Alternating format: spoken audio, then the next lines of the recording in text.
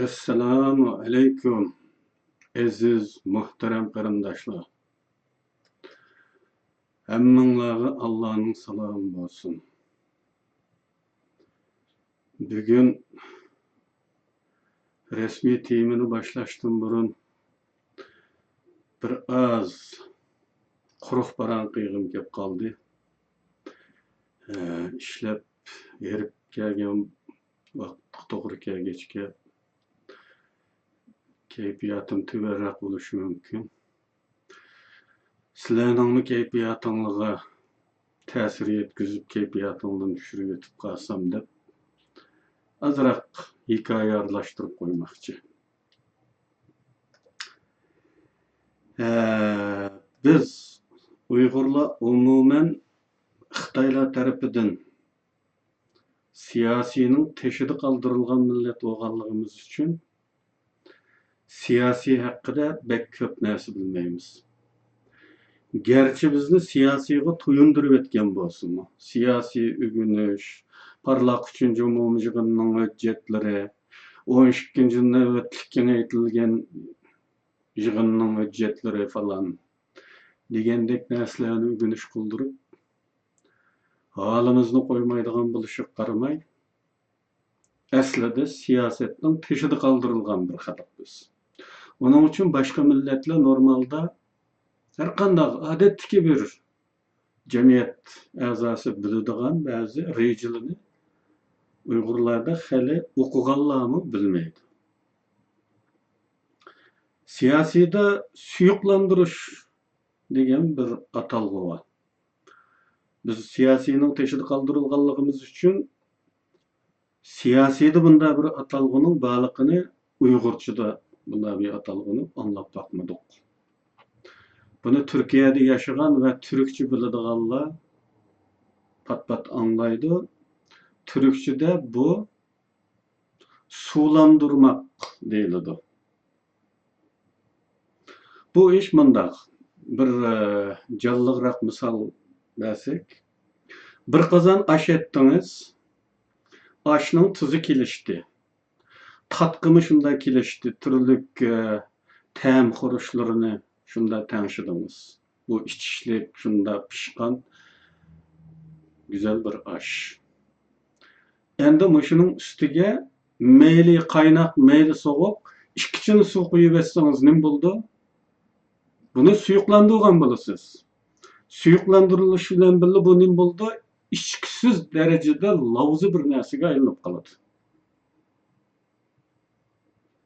Mana bu xuddi shunga o'xshab ketadigan ish siyosiyda mavjud. Siyosiyda ve istihbaratda. Aslında suyuqlandirildi meseleler. Meseleler, şəxslər, vəqələr, hadiseler ve cemaatning diqqati toplangan ma'lum nokta. Muşxildaki suyuqlandirish orqali uning ma'nisi yo'q chiqarildi. Diqqat taqtildi. Yana bir misal versek, masalan ko'k, qizil yoki oq ya qora bir rang, qiniq bir rang. O rangning ustiga suv quyib etsek, nima bo'ldi? Rangsizlashib ketadi.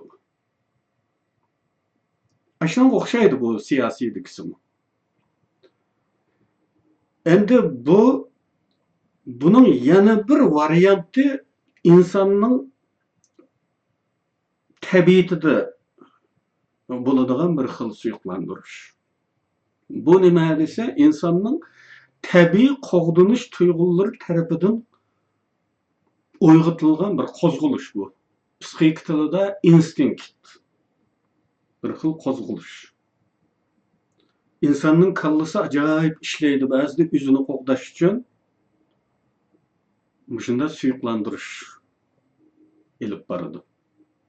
Bunun bir misal, hammalar anglagan, hammalarga tanishlik bo'lgan bir misal bu. Nasriddin Efendim bazarda xo'jinni juttiraydi. Bunu anlagan bolğaydığınlakça. Nesir bu hocurunu jüptürüp etkenden keyin baş katıda efendi de. Çünkü öyge kelse hotun javıldap beşin ağırdıdı çokum. Tüketmeydi bunu. Edis çok sok koyap, edis çok sok koyap.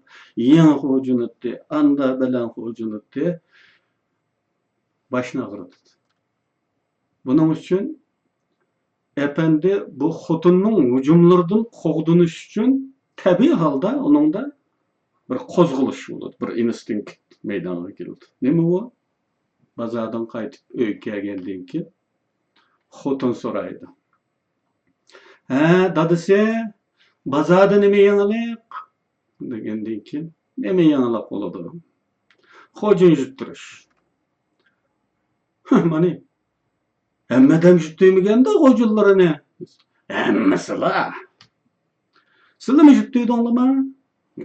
Men go ettik yalla. Bu bir suyuklandırış. Yani üzüge keladigan hücumni cemaatleştiriş, yani ommaviylashtirиш arqali bu köpning qatorida mana kelgan bir ish deyish arqali xotinning hüjumidan qo'g'danmoqchi apandining maqsadi.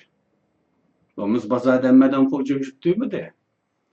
Yüzünün hujum jüttüygenligidan iborat bu günahni suslaştırış için, xotinning hujumidan qo'g'danish için bozordagi jimi adam hujum jüttüydi deyilse efendim şu qatada jüttüygen bo'ladi. Endi bir ko'ngildan kelayotgan bir temsilimiz var, amma bilasiz unimi. Köp bilen kelgen ölüm toy degan. O köp bilen kelgen bo'lg'achqa bu hadise onun qaynab ketkichiligi yo'q. Yani bu bir xil suyuqlandirish. Siyasideki bu suyuqlandirish masalasini biz qarindoshlarimiz belkim ba'zan his qiladiganligi bordir, ammo zo'r ko'pchilik buni his qilolmaydi, jiqcha oldi. Biri istihbarat savodimizning tuvenligidan. Hozir men ba'zi amaliy misollarni bersam bo'ladi. Bizning shu anda bir suyuqlantirishning ustida biz qarindoshlar. Ammo men buni echib sizlarga deyishdimmi tatinaman to'g'risi. Chunki istihbarat savod tuven bo'lgandan keyin mening bu deganlarimni sizning qabul qila olishinglar mumkin emas.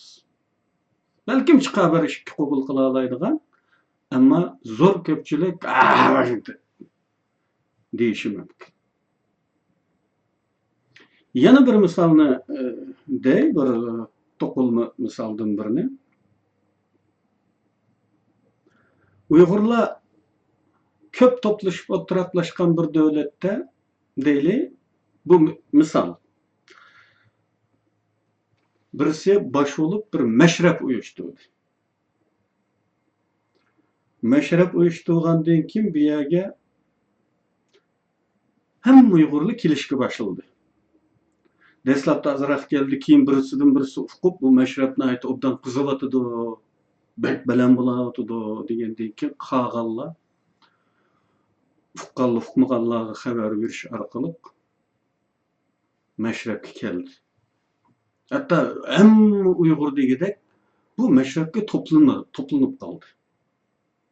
Endi bu mashrab uyushtiruvchilar asta bu xalqni o'yin tomoshaga, qiziqchiliklarga, saz naqshlarga qiziqtirish orqali to'plagandan keyin asta qadam bularga milliy kimlik tarbiyasi elib bordi deyli, yoki bir siyosiy dars elib bordi bu so'rindan foydalanib. Şu anda nima bo'ladi bu? Bu Xitoylarning cho'qim achchig'ini keltirdi. Xitoylar bundan xo'sh bo'lmaydi. Xitoylar uchun Uyg'urlar terilib turish kerak. Bir. Ikkinchidan Uyg'urlar mangu Аққарыны пәк etmeydiğen aletli bulaş gerek. Ulu siyasini bilip qası bulmaydı. İstihbaratını bilse texim bulmaydı. Analiz metodlarını bilse texim bulmaydı. Ulu anlığanğı işinediğen galvan altıda qası buludu bir. İkincisi ulu çeçilen aletli buluş gerek. Bu meşrep yaxşı olmadı Xitay üçün. Önemli qanda qılıdı Xitay. Xitay istihbarat yolu arkalık aramızdaki özünün adamları resmi setilgan galçılar arkalık normal Uygurlarını gıdıklaydı. Bir az inavtıva cemaat hitap kılış salayetiga ega adamdan bir netçini bir vakitte gıdıklaydı. Ya sen mi bizge başı olab bir meşrep kıysan bizi sana barımız emasmı, sana ergişimiz emasmı? Deydiğin gıdıklaşını gıdıklaydı. Ya ki dostunun dostu arkalık gıdıklaydı. Neticede doğru biz o uzun aralıklı yolunu menip uyağı bağandan göre bizden mahallede yana bir meşrep kıysak bulu demesmi? Degenini oylap bu meşrepten 3-4 peyda oldu. Mana bu bir xil suyuqlandırış. Şunun bilen cemaat tekrar bölünüdü. Tekrar bölüngenden keyin tabii halda bazılarının açığı kelişke başlaydı. Palanının bu tarafga emas, a tarafga ketganiga qarata açığı keldi. Ve dastlabki meşrep uyushtiruvchining bu kelayotgan adamning ba'zilarining anıngi ba'zilarining buningga ketganiga uning achchig'i keldi. Bu yerda ziddiyat boshlandi. Bu bir xil suyuqlantirish. Ko'rinishdan aytib to'g'ri bir ish. U yerda bir suv, bu yerda bir suv olsa bo'ladigandek turdi bu. Ama Xitoy nimani o'yladi? Biri diqqatni bir nuqtaga markazlashtirgan vaqtida bu xalqning hammasi bir ovozga quloq solgan vaqtida yaxshi bo'lmaydi uning uchun. Uning uchun parchalaydi bunu. Uning uchun suyuqlandirdi. O'xshash ishdan bir qancha. Bu siyosiydagi suyuqlantirish nima uchun bu suyuqlantirdi? To'g'ridan to'g'ri qarshi chiqilmaydigan ishlar bor. Siyosiyda. To'g'ridan to'g'ri qarshi chiqish aksi natija berishi mumkin. Xalqning chiqishib, uni yo'nig'an qilib, texmi bek chaplashishi mumkin. To'sqayaga. Bamanglar, bu eski, bu aqchi ko'rchi ish ko'risidan baxchi degan siri texmi bek berib olishi mumkin. Bu xuddi sepilga udul tarafdan hujum qilgan o'xshash natijasiz bo'ladi bunda qarashtirish. Bunda qarashtirish natijasiz bo'ladigan ishlarga. Xuddi ashining tipida ko'rinishi yaxshi, ko'rinishi foydali, ko'rinishi chiroyli bo'lgan variantlarni paydo qiladi. Shuning bilan tatbiq qilmaydi bu ishni. Bu suyuqlantirish. Bu siyosiydagi bir xil bid'at bu aslida. Yani bid'atni bilasizlarmi? Bid'at Qur'on va hadisda oshkora cheklangan, ismi atalib cheklangan ishlar gunoh bu. Uni hammadan biladi. Bu gunoh ish deganni hammadan biladi. Bu yomon ish deb biladi. Ama bid'atni yeterlik derecede dini savodi olmagan adamni bilinmaydi. Çünkü ko'rinish chiroyli. To'g'ri bir ish.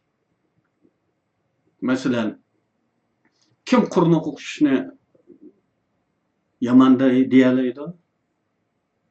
İbadet qilishni yomon deyalamdi burada? İbadet qilishni yomon degan olmaydi. Mana shunday ishlar. Agar u Qur'onda belgilangan şeklide Resulullah'ın kıygan etkini şeklide ve buyurgan şeklide va buyurgan vaqt va buyurgan yerda bo'lmagan ahvolda u nima bo'ladi? U bid'at bo'ladi. Bid'at Qur'onda va hadisda buyurilmagan. E'tiqod qilg'uvchilar o'zlaricha bu yaxshi bo'lgandan qilsak ishim bo'lmaydi deb qo'shib olgan ishlar bid'at bo'ladi. Ko'rinish chiroyli, ko'rinish to'g'ri. Ama buyurilmagan. Masalan, bizning vatanda qabristonlikda qurni qo'ydigan ish bor. Qurnoqsi yomonmi? deydi cho'qimlar. Ama qabristonlikda qurni qo'ying deb buyurilmaganligi uchun bid'at. Şunun o'xshash ba'zi namozlar var. Masalan, bu namozlarni aşındaq vaqtda, aşındaq bir yerde, aşındaq şekilde, aşındaq bir niyette o'qilish buyurilmaganligi uchun bid'at. Xuddi shunga o'xshash siyosiydimi bid'atlar bo'ladi. Bu bid'atlarni siyosiydagi bid'atnimi ko'rinish chiroyli yamayish deyolmaysiz, qarasangiz to'g'ridek. Amaliyotda ziyonli bir ish bo'ladi. Shularning ichida birisi o'sha suyuqlantirish. Bu suyuqlantirishni mashada to'xtatib boshqa gapga o'tganimiz yaxshidek turdi. Navbatda so'zlaydigan temamiz Suriyada ta'lim ko'rayotgan yoki jihad qilayotgan atalmış jihad. Uyg'ur mujohidlarning chegirimiz bu to'planish haqida ikkinchi qatimliq so'zimiz. Oldingi qatimda bu so'zni biz xulosalamadik. Xulosani chiqarishni jamoatga qoldirdik. Har kim xohlagan shaklda xulosa chiqarib baxsonda. Bugun biroz xulosaga yaqinlashishimiz mumkin.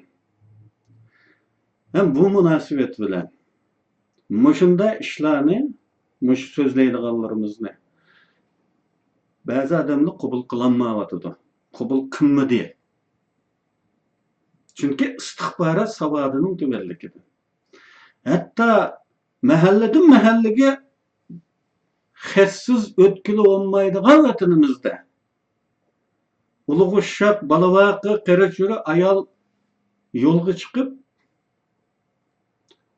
Xitayning sharqi janubi Osiyo tarafdagi chegirasiga 5000 kilometr safarga borgicha yo'lda tekshirish kuchirmay borganligini normal bir ish qabul qilayotgan bir xalq bilan muloqot olayotimiz shu anda. Ashuning normalsiz ekanligini Xitoy istihbarotining yetakchiligida bo'lganligini, buning bir o'yinning boshlanishi ekanligini dedik va buningga nurg'un odamni ishontiramidik. Buningga ishonmayotgan bir Uyg'urni bunda suyuqlantirishliga, agar buni men echik desam shu andaki bo'layotgan bir suyuqlantirishni nurg'un odamlar mendan xafolab qilishi mumkin. Buni qabul qilolmaydi. Uning uchun deyman, bir tavsiyam bu mukofotli kitob o'qish uyushtirgan qarindoshlarimga Alloh ecrini katta bersin, bu milletning safosini o'stirish uchun intayin büyük bir hizmet bu. Allah ulardan razı olsun. Fakat mening bir qatib qo'ydigan tavsiyam bor. Bu qarindoshlarga. Mukofotli kitob o'qish uyushtirilganda Uyg'urcha kitob o'qishni umuman Uyg'urligini mukammallashtirish ko'zlangan bolalarga, chet elda o'sib yetilgan bolalarga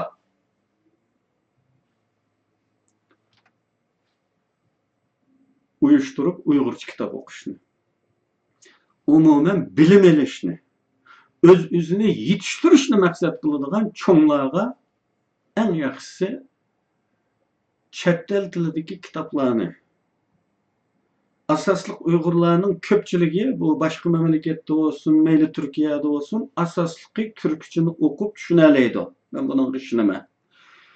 Turkcha kitob o'qishni tashabbus qilaman. ve bununla bir tizimlik, eğer gerek tepilse men bir tizimlik berişim mümkün.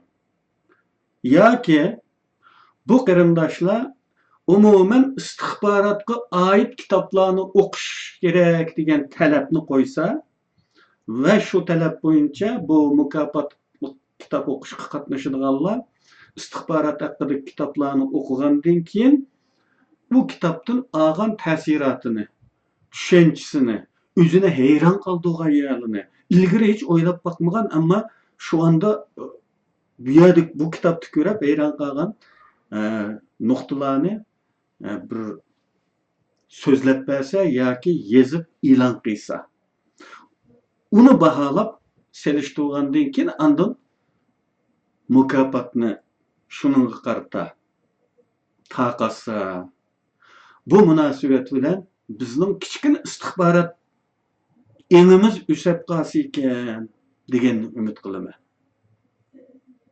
Endi uyg'urcha kitoblarni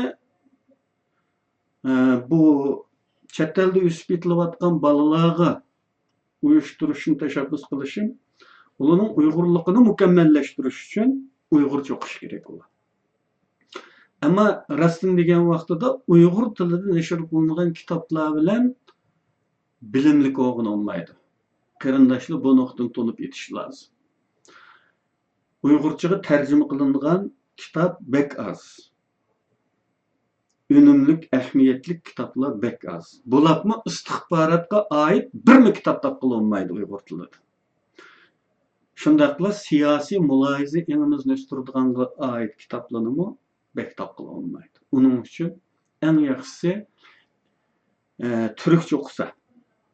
Ash turkcha shaxsan men tavsiya qiladigan kitoblarning nurg'uni aslisi inglizcha.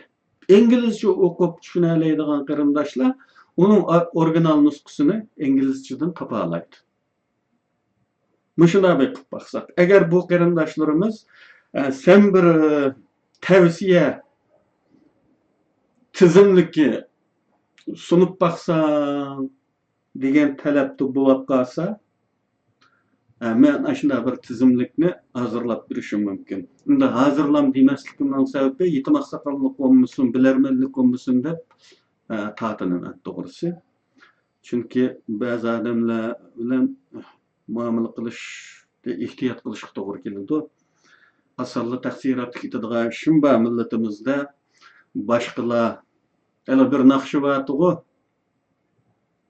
Chivin qo'nsa g'ingshiysan, kaltak tegsa jim deydigan. Shuningga o'xshab boshqa millatning kaltak tegsa jim turadigan, ammo o'zimizning bir chivini qo'nab qolsa chidab turolmaydigan bir odatimiz bo'lg'achqa sal qo'rqayman to'g'risi. Shuni agar talab bo'lmagan ahvolda men tizimlik sunsam oqsoqollik bo'lib qoladi. Bu munosabatsiz gaplar uchun uzr so'rayman. Endi bugungi rasmiy temaga kelamiz.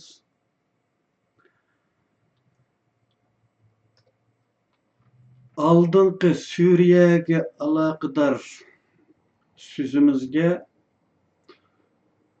ba'zi atalmış mujohidlar inkas yazib, YouTube'dagi inkas yozilgan sahifaga intayin adabsizliklarni qildi.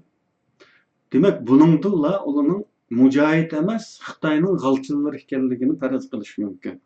Chunki mening so'zimning u mujohidligi hech qanday ziyni yo'q. Dal aksicha mujohidlar uningdan foydalanib, o'zining o'tmishini tekshirib beqishga, o'zining atrofidagi insonlarni tekshirib beqishga, haddi harakatlarini yana bir qatam taroziga selishga to'g'ri qilyapti, xatomi deb o'zini tekshirib beqishga bir rag'bat. Mujohidlik bir ziyni yo'q. Bu faqat siri echilib kelayotganligidan rahatsız bo'lgan Xitoylarga ziyonliq. Uning uchun Xitoylar seklaydi bunga. Xitoyning g'alchillari, Xitoyga setilgan munofiqlar seklaydi. Ular chiqanshaydi. Nima uchun bunday deymiz? Chunki islomning dunyoga yeyilishidan kuzatsak, İslamның tarixini varaqlab, zimin fethidin göre, köngüllerinin fethi İslamның kengişiga sebep bolgan. Arab Yarımadağının teşiga qoşun evatilmegen. Garip tarafta Mısırqça evatilgen bolsa-mı, Şarq tarafta qoşun evatilmegen. Ta Hindoneziya, Brunei qichib ketgan bu İslam köngüllerinin fethi tüpeylidin. Peygamber ahlakı bilen ahlaklangan Müslümanlarning güzel ahlakıdan ta'sirlanish tüpeylidin kengaygan. Bu noktadan aytganda bundaq edepsizler, bundaq qılıqsızlar hergizmi Mujahid degan bu güzel isimga münasip kelmeydi. Onun için bunun Xitayning munofiqlar ekanligini bilgili bo'ladi. Endi yana bir tarafdan bunu texmi kuchaytgan omillar men yana nurg'un shaxsiy uchur topshirib oldim bu jarayonda. Allohga shukrlar bo'lsinki, mening u degan gaplarimning zo'r ko'pchiligi men uni muloyiza orqali xulosalab chiqqan beaql u. Uni men ko'rdim, o'z ko'zim bilan tiqib baqqan, ko'rib baqqan ish emas. Allohga shukrlar bo'lsinki, Alloh sharmanda qilmadi, topshirib olgan shaxsiy uchurlardan qaragan vaqtida mening u muloyizam 80-90% to'g'ri. Bu isbotlandi.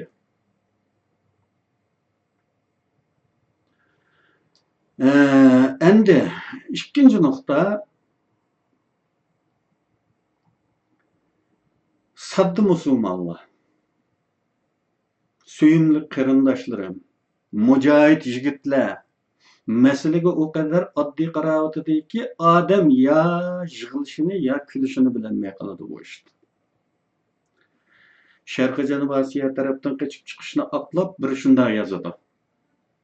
Shunda bir yo'l bor deydi. Kelgan shaxsiy uchurlardan birida shunda bir yo'lning borligi rost deydi. Men yo'lni inkor qilmadim. Yo'lni inkor qilmadim. Men to'saqlardan qanday o'tdim? 5000 kilometrlik aralıqda bu ulug' shaq, qeri-churi, ayol, homildor xotin bu bir kafila qanday bu 5000 kilometrlik safarda Xitoy istixborotining diqqatini qo'zg'amay, bu to'saqlarni to'solmay qanday bordi? Demak, boraladimi? Bu yerda Xitoy istixborotining o'yini var. Bu g'arazlik yo'l qo'yishdan bo'ldi. Ular tarafidan uyushtirildinglar, tashkillendinglar. Demakchi, u yo'lni inkor qilmayapti. Va shunda deydi, shunda bir yo'l bor. Mana men o'zim shohid. Siz Xitoy istixborotining odamlar yo'l ko'rsatdi debsiz, bu yolg'on. Hech qanday Xitoy istixborot xodimi yo'qdi. Yo'qligini qanday bilding? Pagullari var, kakarlari var. Uniform kiyib kelgan bir odamning yo'qligi rost, uning bilimi. Yoki peshonasiga Xitoy istixboroti deb yozilib bir odamning aranglarga kelmaganligini mi bilaman?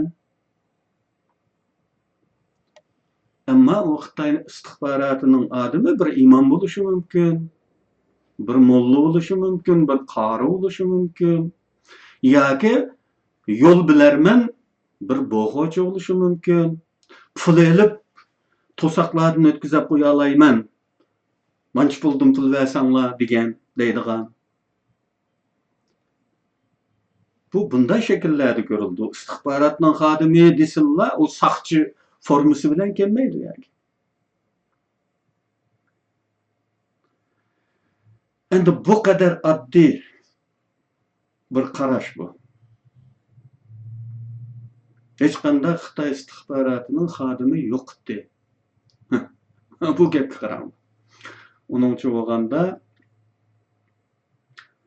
Xitay istihbaratynyň hadimi ular bilen birli yol jürgen boluşy üzüni enik tunuşturup da zat. Mäşäniň adymyda. Ýa-ki resmi sakçy formaymyz kiýip kelip birle mangan boluş gerek ekende. Mana şundak bir akyl bilen aşında bir akyl bilen o istihbarat hadiminiň kimligini bile olaýdygan bolsak Xitay bu uyanny naýtym kamlaşmagan hazırlagan bolady. Bunyň repetisiýasy bek çala bolap kalgan bolady bu uyanny. Hili akyllyk adamlygy bilenmeýdigan şekilde hazırlandy bunda oyunlar. Çünkü bu bir döwletniň oyuny bu. Eger onu her bir kiçik bola, her bir katnaşkyçy, her bir molla ya her bir kary bilip alaýdygan bolsa, bu uyan muwaffakyýet kazanmaýdy.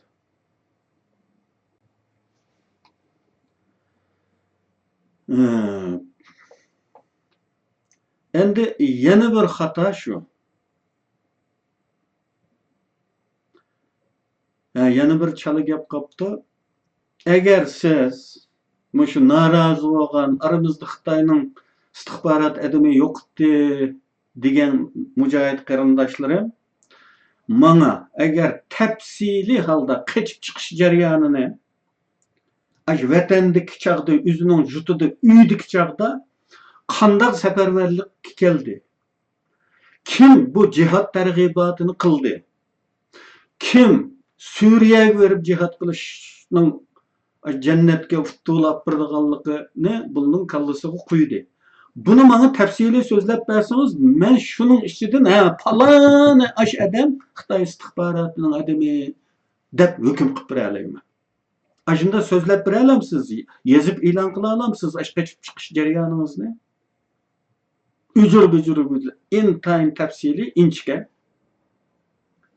çokum onu hatasız halda palan noktadaki muş işini kıygan adam Xitay istihbaratynyň adamy dep höküm kıygaly boldy.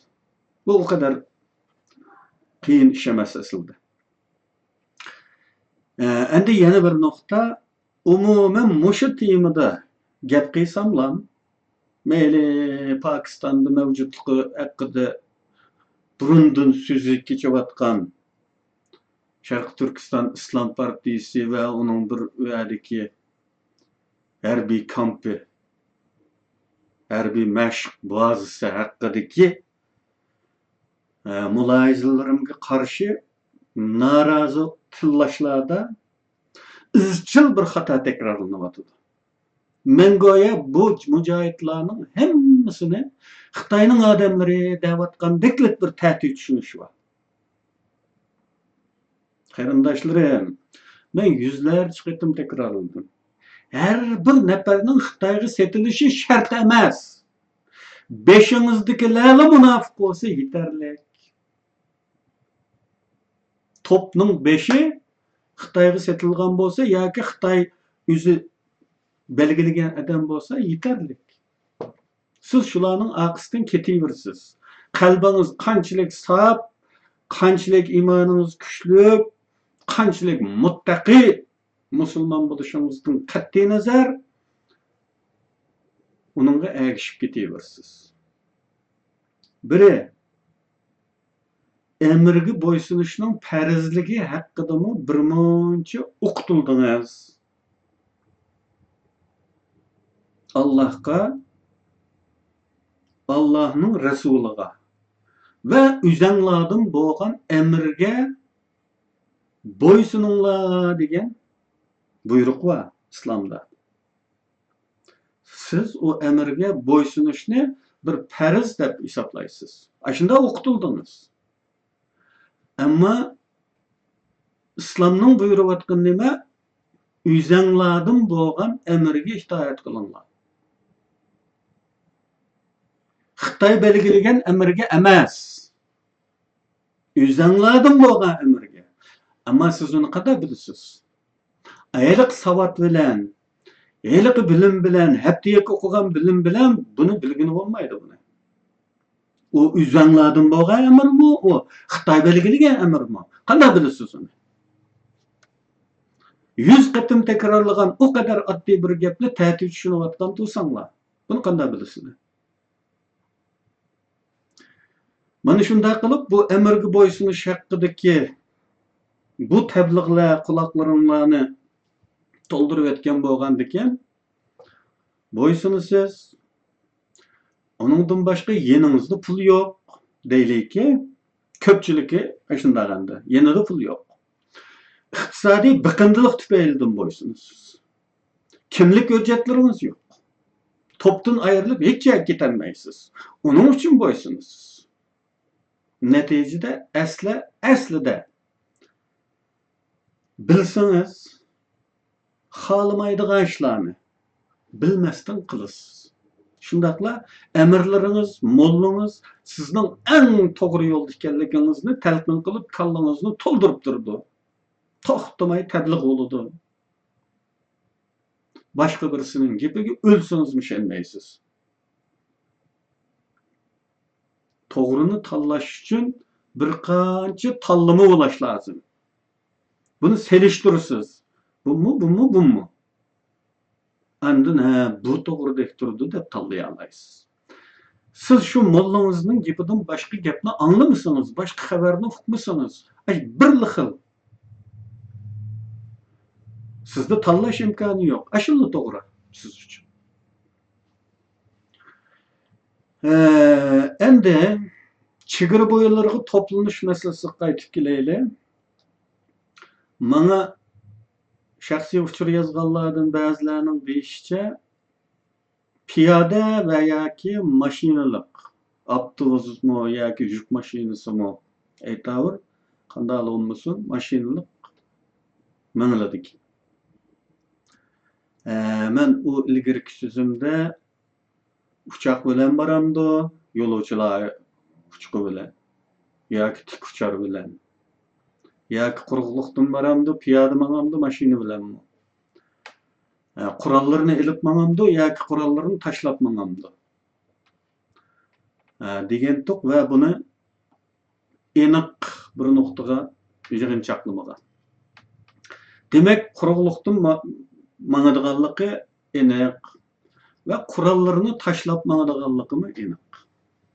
Chunki Afg'onistonda qurol degan xohlagancha tepiladigan yer bo'lg'achqa qurollarni elib minishga ehtiyoj yo'q ekan. Ammo ishonamanki, Afg'onistonda qurolni bakaga taqatmaydi. Bularni qabul qilsak bo'ladi hozircha. Bu to'g'ri deb turaylik.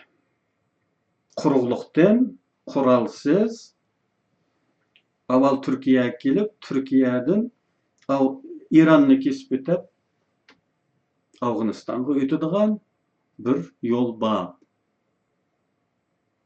Bu yol qanday yol? Bir etkesçilik koridoru ekan bu. Etkesçilik koridoru bir odam etkesçiligi qiladigan, qonunsiz, ya'ni kimlik salohiyat hujjatlari bo'lmagan adamlarni u yoqdan bu yoqqa o'tkazadigan bir etkesçilik koridoru ekan. Yana biri Afg'onistondan Turkiya orqali dunyoning boshqa yerlariga to'shiladigan zaharlik chekimlik etkesçilik koridoru. Va bu etkesçilar o'tkazib qo'ydi ekan. Endi ikkinchi bir xil deyishda İran hükümeti bilen El-Qaide arasında bir kelişim var ki. El-Qaide İran'da vaqa tug'dirmaslik sharti bilan İran'dan o'tsa, İranliklar ularga yo'l qo'ydi ekan. Ammo Turkiya mi bundaq bir kelishimga kelganmidi? Bundaq bo'lmasa, Turkiyadan chiqish yana to'salg'u uchraydi. Bu tarafı yana gumonlanmoqda. Endi bir davlat qonunsiz bir tashkilot bilan kelishim qilmaydi. Bu yolg'on. İran hükümeti bilan El-Qaide arasında bo'lgan bu kelishim Yalgan bu. Çünkü bir devletning arnomusi meselesi var. Devletning inovati meselesi var. Onun için o bir kanunsuz teşkilat bilen hiç kaçan bunlar kilişim kılmaydı. Ama qayerda terör olsa onun arkasında istihbarat teşkilatı olur. Qayerda etkisçilik olsa onun arkasında mı istihbarat teşkilatı olur. İstihbarat teşkilatları özünün ma'lum şartlarını, ma'lum vazifelerini bu etkisçilerge, kanunsuz unsurlarga kıldırış için ularning bazı işlariga ko'z yumudu. Bu kelishim emas. Uni xalqiga vaqt tutudi uni. Kelishim qilganlikda buning yo'l qo'yadigan ishi yo'q. Hatto o'zininki deganini qildirib olib, uningdan keyin uninki ishiga kelganda arabiy deb tutqun qilishim mumkin. Masalan, Amerikaninki bu zaharlik chekimlik etkazchiligi yoki jinoyatga doir, razvedkaga doir filmlarni ko'rsanglar, bir jinoyat yuz bergandan keyin saqchilar to'lam kelib ko'rishadigan odamlar bor. Aşağılıkı zaharlik chekimlikda qaynaydigan mahallalarga to'la kelib, palanchini tepiblar. Bunda bir ish bo'ldi, sening xabaring bor cho'qim. Kim qilgan desanchi? Yoki sen bir ishni bilsang, bizga xabar qil deb kartasini berib ketganligini ko'rasizlar. Demak, bu qora guruh, bu yerasti dunyosi bilan istihbaratning munosabati bor. Adil zamon. Undan xabari bor. Xabarsiz ish emas. Çünkü devlet deganda naki jiq ish bo'ladi, bak jiq uyallar bo'ladi. Devlet bir adamni intayin xatarlik deb tunishi mumkin. Bir shaxs var. Nayt xatarlik bir shaxs bu. Bu devletning hakimiyeti uchun xatarlik shaxs bu. Uni qonun bo'yicha qo'lg'alay desa, o'tirdi hech qanday paket yo'q. Paketning bo'lmasligiga qaramay, to'liq ishonch bilan har kim u odamning durust ish qilmayotgan bir odam ekanligini, qora guruhning bir odam ekanligini, yerasti dunyosida ish olib boradigan buzuq bir odam ekanligini biladi. Puli jiq, jamiyat tutgan o'rni yuqori, kuchi bor, huquqi bor. Ama oturdu qo'lga chiqqan paket yo'q. Uni qonun bo'yicha qanday jazolaysiz? Bunda avvallarda davlatlarning istihbarat tashkilotlari etkazchilar guruhidan, qora guruhdan foydalanadi. O'sha odamni yo'q qilib yutishi mumkin. Yo'q qilib yutib, uni davlatning emas, qora guruhning jinoyat qilib tugatishi mumkin. Türkiye'de gayri nizami uruş deydigan bir gap var. Yani bu gayri kanuni, yani kanunsuz uruş degan gap. O qanday urush? Kanuni urush oshkora. Kanuni bahonalarimiz var, sebeplerimiz var. Onu ap-oshkora qilsangiz, jamoatga, dunyoga javob bera olasiz. Mana sebepten bunu qildik. Yoki hammadan bilgachga uni qonuniyligini hech kim sizdan javobgarlik surishti qilmasligi mumkin. Ammo haliqidek ba'zi ishlarni bartaraf qilish uchun g'ayri nizomiy urush usulini qo'llanishi to'g'ri keladi. Mana shu sabablarga ko'ra istihbarat tashkilotlarining etkazchilar guruhi, qora guruh, mayli nima deb ataylik, mafiya, yerasti dunyosi deyildiganlar bilan ich quyun tash quyun munosabati bor. Ular ba'zi ishlarga yo'l qo'ygandek qilib, ba'zi ishlarni ularga qildirdi. Ularning zaharlik chekimlik etkazchiligiga yo'l qo'ygandek qilib, bir vaqt kelgan vaqtida to'g'rini silib birlashib qildi. pulni toplab oladi. Hatta ba'zanlarda saqchi rasxotlari ana aşında toplanır.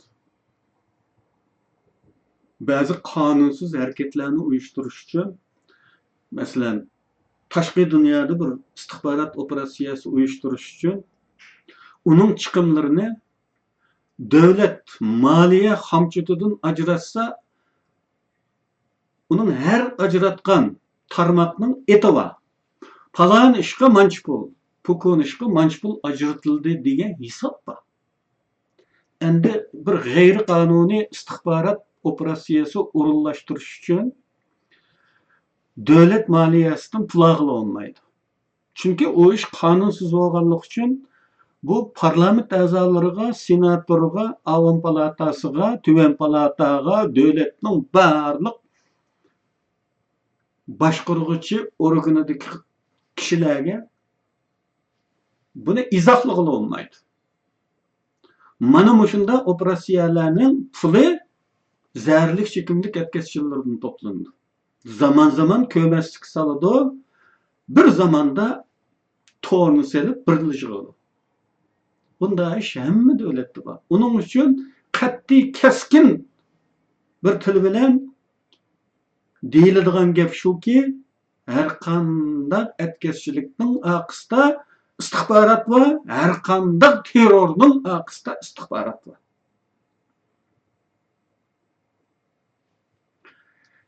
Endi köpçülükki ma'lum, bizim bir zamanda etkisiçilik qilgan Xitoyning Guangzhou shahrida.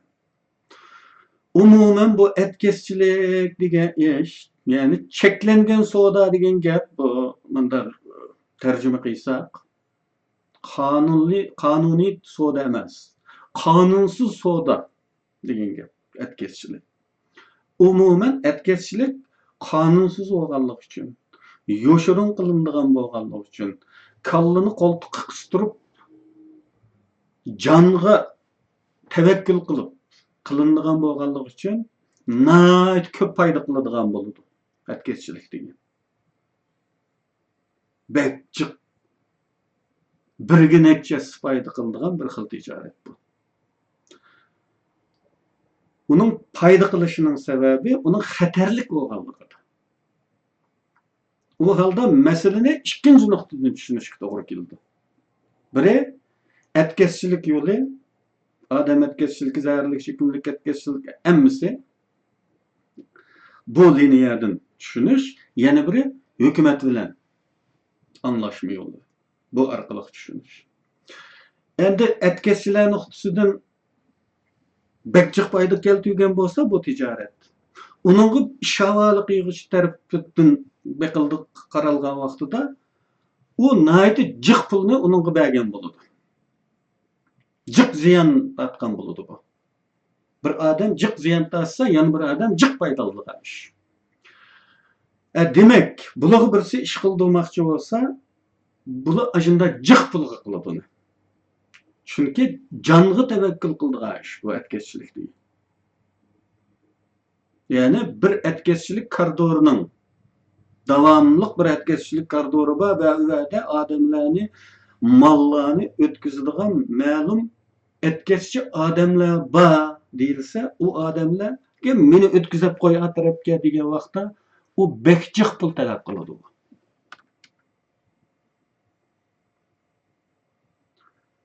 Çünkü bu canıga tavakkul qiladigan savdo. Endi bu etkisiçilikning Türkiye'den İran arkalık Afganistan'a ötüdüğün bu etkisiçilik yolunu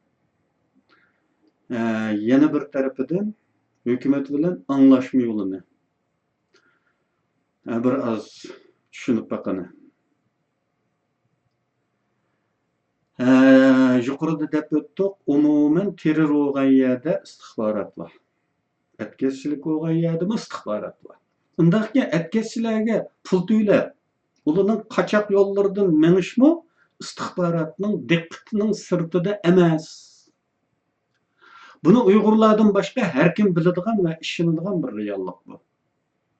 Her kim işinadi bununla. Bu tarafı tutulsun, azırça istihbarat bilmeydi o. Etkeşçiler pul edip ötküzüp koyduğanga işinip duraylı. Xatarlik ticaretinin paydası mı köp degen tok. Demek on taraf paydası köp bolsa, bu taraf köp pul tüyleş gerek boladi onunga.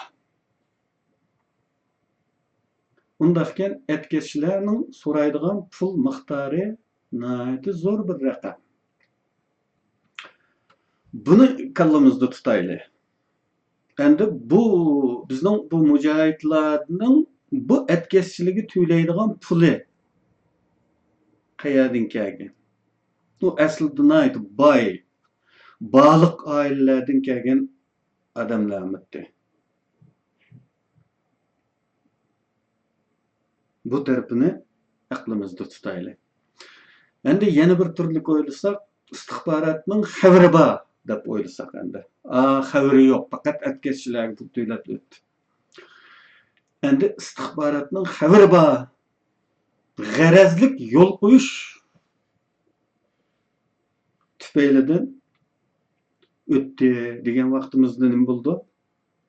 Demak, bu ishning aqsida cho'qim bir davlat bor degan gap. Buning aqsida bir davlat bo'lmay turib, bu ish amalga oshmaydi. Mayli Iran yoki Turkiya istihbaroti bo'lsin, bu ishning taqdiri. Buni bilmayotgan ish yo'q. Uni bilmay qilishi mumkin emas.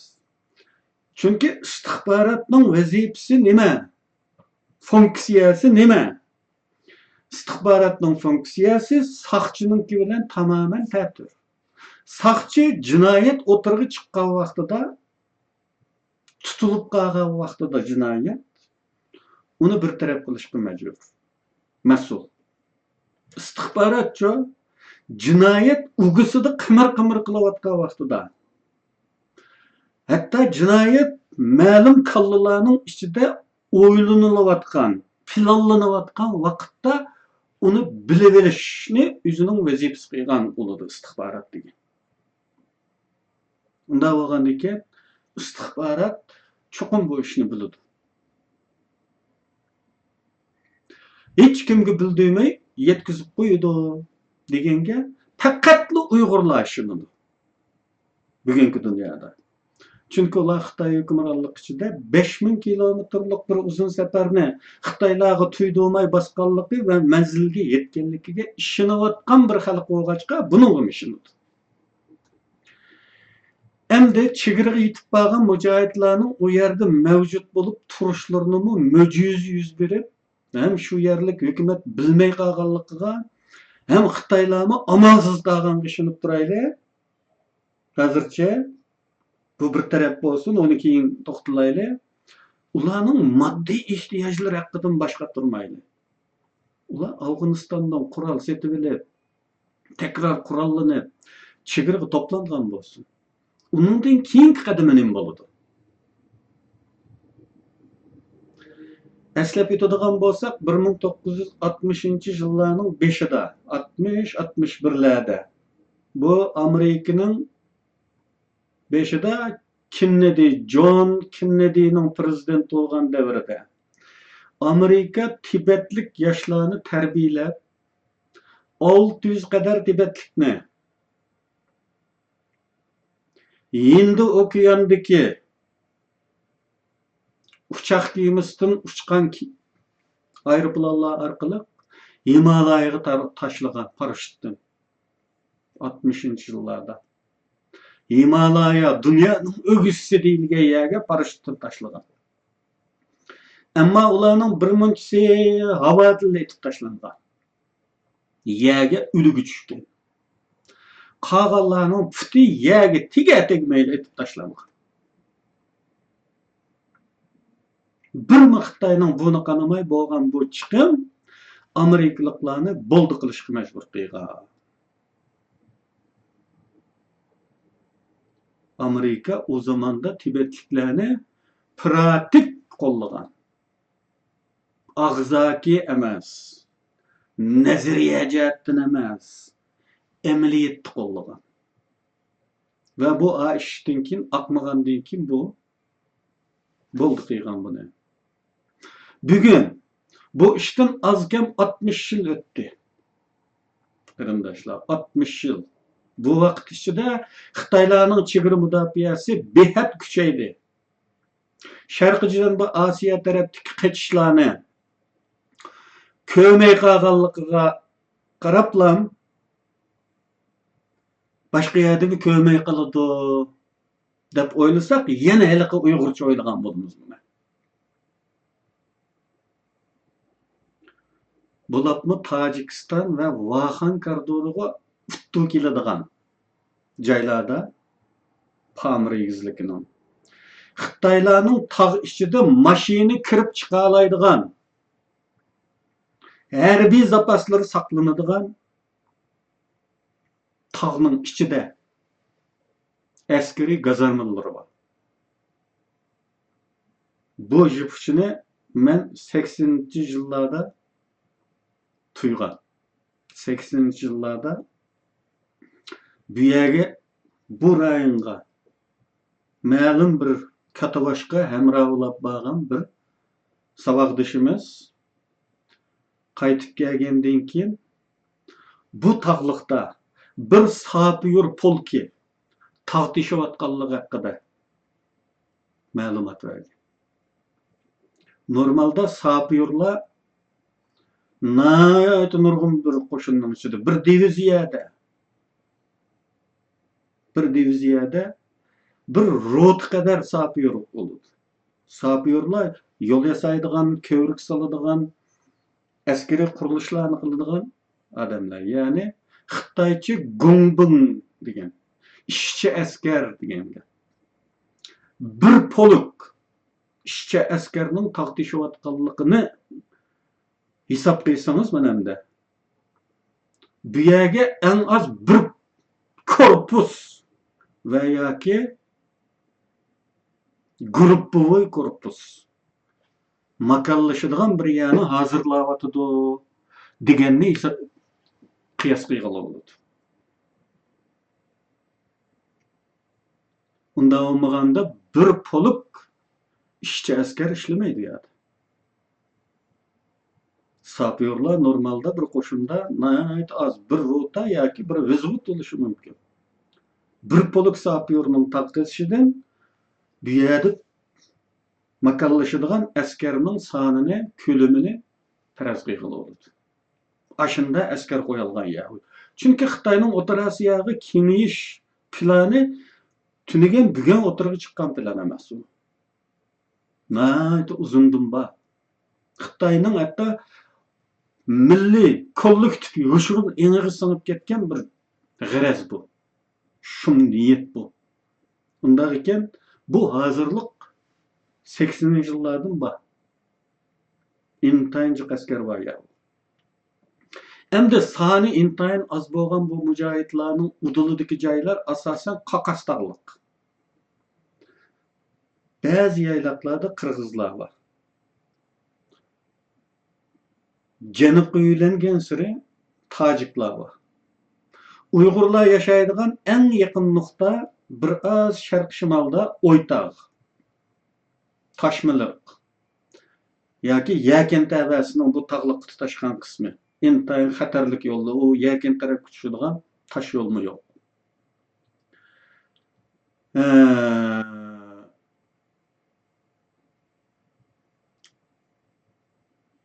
Bu taraflardan ta kaç tog'lardan tog'ni tugitib chiqqanga qadar Uyg'urlar yashaydigan nuqtalar uchramaydi bu taraflarda.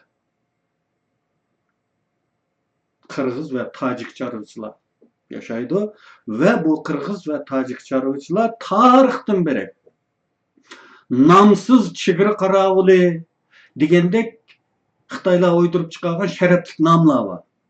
Sharafli nom berdi deb dolusu qurib qo'yib, hech maash vermisimi Xitoy uchun chegara saqlaydilar. O'zining padisini vaqtgach, u yerda notanish odamlarning qarasi ko'rilsa, darhol Xitoyning gazarmalarga, saqchixonalarga xabar qilib qo'ydilar. Bu aşında ko'ngan avloddan avlodga. Zaman zaman onunla 5 kuruşluk bir mukofot verib qo'ydi.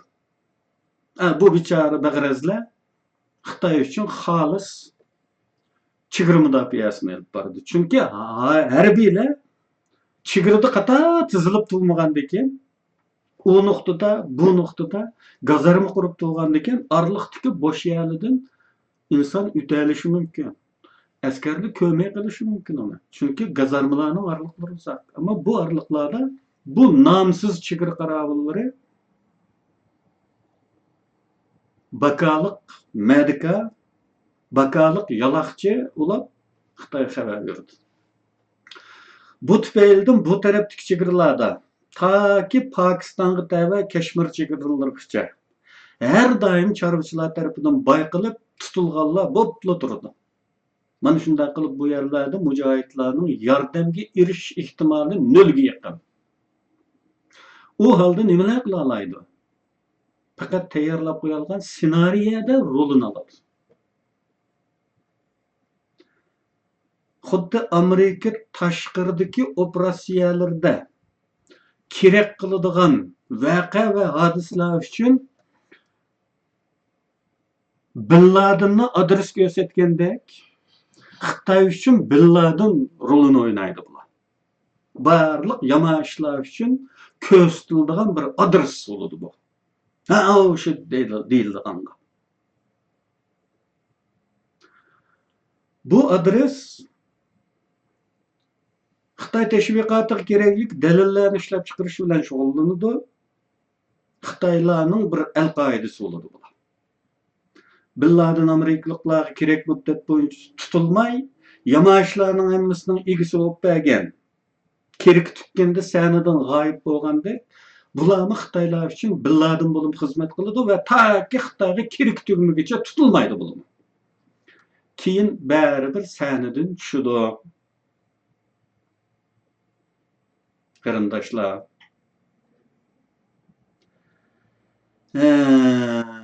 Endi biz hozircha demay turaylik deydigan yanıla deylamda.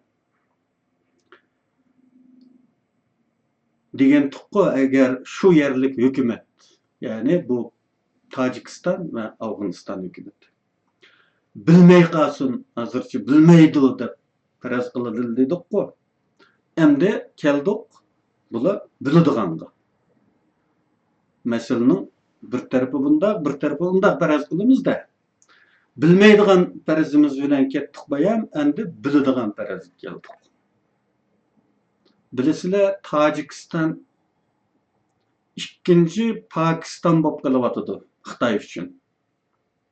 Pokistonning ma'lum davlatchilik an'anasi shakllangan bir davlat. Ammo Tojikiston bek yangi bo'lish bilan birga hech qanday davlatchilik eni olmagan bir xalq. Davlatchilik an'anasi olmagan bir xalq. Unda bo'lgan ekan, u Pokistondan o'tib ketishi mumkin Xitoyga bo'lgan sadoqat va g'alchilikda. Hozirning o'zida Xitoy Pokistondan xilijiq zimin talab qilib va u ziminni oldi dedik. Demak, bu Tojikiston hukumati ashinchilik bir hukumat.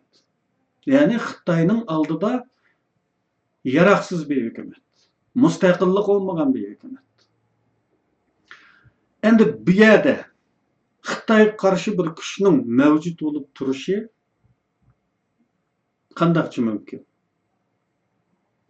Xitoy siydigan, to'xtaydigan bir Tojikiston bu yerda. Andaq ekan, Xitoy bu yerda ruxsat berib tura oladi bu mujohidlar. Ya'ni Xitoyning al-qoidasi bo'lish sharti bilan u yerda mavjud bo'ladi. Agar u haqiqatan vatanparvar bo'lsa, haqiqatan uning beshidagi odam Xitoyga ishlamaydigan odam bo'lsa, bir minutmi turolmaydi u yerda. Mumkin emas. Biri, bu qo'shindagilar asosiyatdan jiqlir savossiz. Amirlari faqat dinni qo'g'allar. Jo'grafiyani bilmaydi. Xarita deganni nima bilmaydi. Va siyosiyni ahliqchilik biladi. Taktikani ashinchilik biladi. uyada ügengen kural etiş, kural işletiş, çukup kuraştırış ölen tutmaydı bu iş. Nayt köp bilim talep kılıdı. Kanda mevcut oludur yani. Yani Afganistan ne desek? Afganistan mı? Xitay bilen fevkalade yakın. Afganistan hükümeti mi yakın? Tarihten beri Taliban mı Xitayga o kadar yakın. Bundak bir devlette bu mücahitlik kanda mevcut olup durdu. Enin üstüge o Afganistan'da kural setip olup bağan. O kuralını kanda setip oludu. Onun pulu nereden keledi? Ve bu kuralını hep Vahankar durup tarafka qarap meňip atgan bolsa bular kanda jagdy maňydy bu? Hemmeden uxlap duram diýerde. Üýerde jemgyýet amallygy ýokmy? Sakçy ýokmy? Esker ýokmy o döwletde? Bunun hemmesi fantaziýa. Kimni işendirmekçi bu şunda ýalgan gepke? Xitayla üzü çıkady bu videony, garyndaşlar. Xitayla üzü çıkady bu videony. Özleri ilan kıldı. Meselenin yama yeri bu. Aşağıdalı başlasak bu mulayizige Xitay'nın oyun oynayatkanlığı bilinir. Xitay üzü teşvik kılıvatıdı. Menin çigramga mücahitli toplanıvatıdı da. Uyanının başlanışı bu.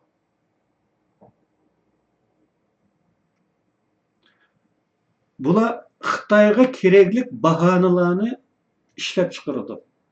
Teşvikat için delil işlep çıkardı. Onundan başka bir yararı yok.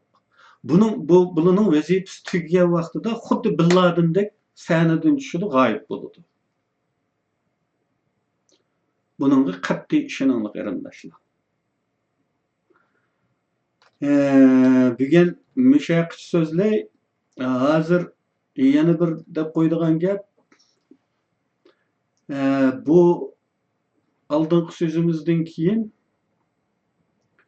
Suriye'de bir mezgil tuğan, mücahitler sepide tuğan, Şarkı Janub Asiya tarapdan geçip çıkan, bu kaçkıllarının sepide bolganlar